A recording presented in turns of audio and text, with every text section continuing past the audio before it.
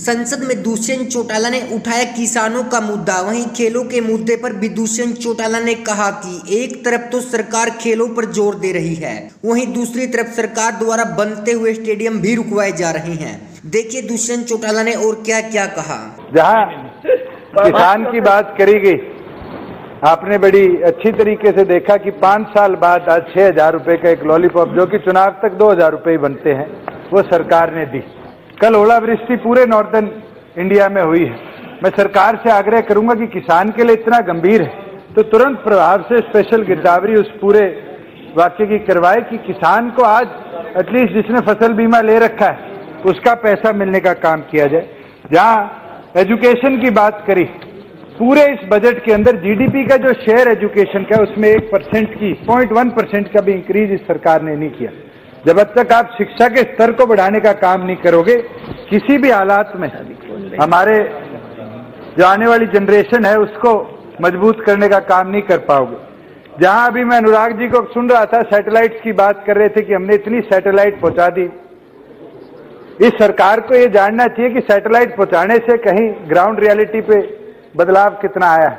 ना तो किसान को आज तक उस सैटेलाइट से ये पता चलता कि कितनी फसल के अंदर पानी की आने वाले समय में जरूरत होगी। अगर आप चाहते हैं कि किसान को उसका भला मिले तो आप जरूर उस पर विचार करें कि हम कैसे उस डाटा को फार्मर तक पहुंचाने का काम करें, चाहे वो फिशरीज का करने वाला फार्मर हो, समुद्र में जाने वाला, चाहे खेत में खेती करने वाला किसान हो। अध्यक्ष महोदय, स्पोर्ट्स के लिए माननीय वित्त मंत्री ने एक शब्द भी इस पूरे बजट में नहीं रखा। एक और पर तो प्रधानमंत्री टॉप्स कहते हैं कि ओलंपिक पोडियम पर हमने पहुंचना है, और दूसरी ओर परसों हरियाणा सरकार ने एक नोटिफिकेशन जारी कर हमारे जो द्रोणाचार्य अवार्डी है महावीर पहलवान जी और उनके तीनों चारों बेटियां जो अलग अलग तरह के अवार्ड लेकर आए, उनके गांव में बनता है वो स्टेडियम कैंसिल करने के लिए पत्र लिखा।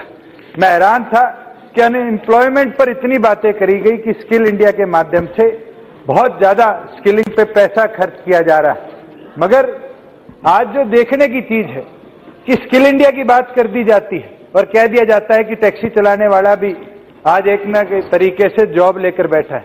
मेरे अध्यक्ष महोदय, उबर हो, ओला हो, ये ऐसी कंपनीज है जिनने ड्राइवरों को गुलाम बना लिया। 16-16 घंटे की नौकरी कराते और तनख्वाह देते 8,000 9,000, और जो पुरानी टैक्सियां चलाने वाले ड्राइवर थे उनको आज बेरोजगार करने का काम इन बड़ी कंपनियों ने किया है।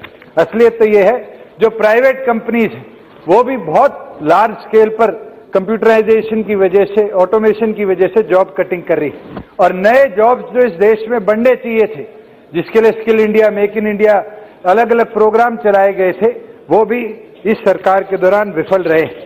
इस पूरे बजट में ना तो कोई नए डैम बनाने के लिए बजट का प्रावधान था, ना ही अटल बिहारी वाजपेयी जी के सपने इंटरलिंकेजेस ऑफ रिवर के ऊपर सरकार ने कोई गंभीरता से अपना वचन रखने का काम किया।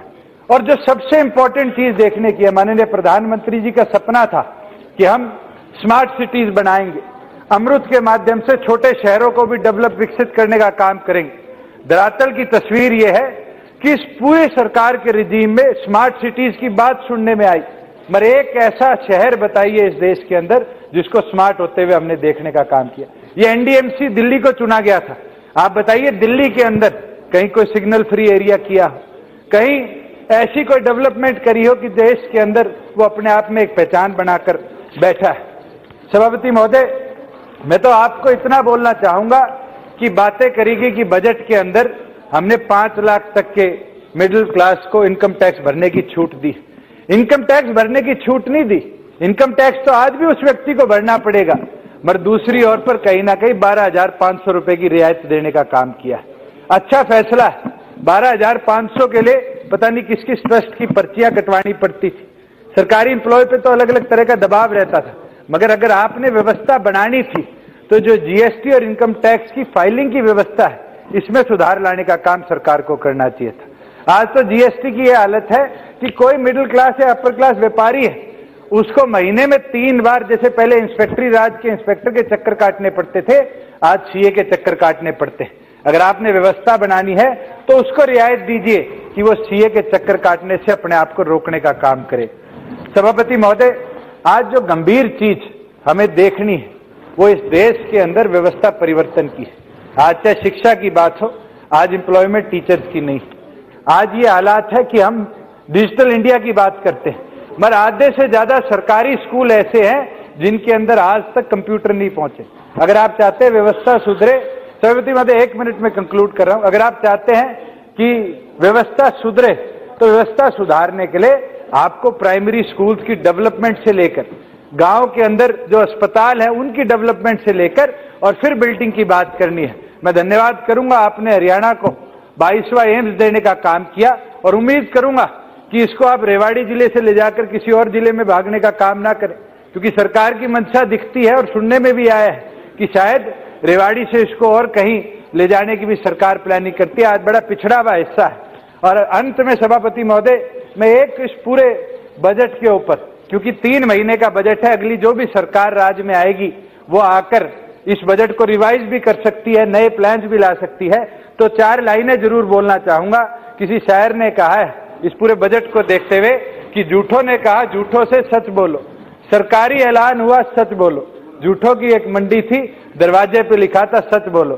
तो अध्यक्ष सभापति महोदय, कहीं इस प्रकार से ना हो कि ये झूठ का एक पुलिंदा 3 महीने के लिए इस देश पे थुप कर चला जाए और आने वाले समय में जो अनाउंसमेंट है ये कहीं ना कहीं ग्राउंड रियलिटी पे कमेरे वर्ग तक पहुंच ना पाए।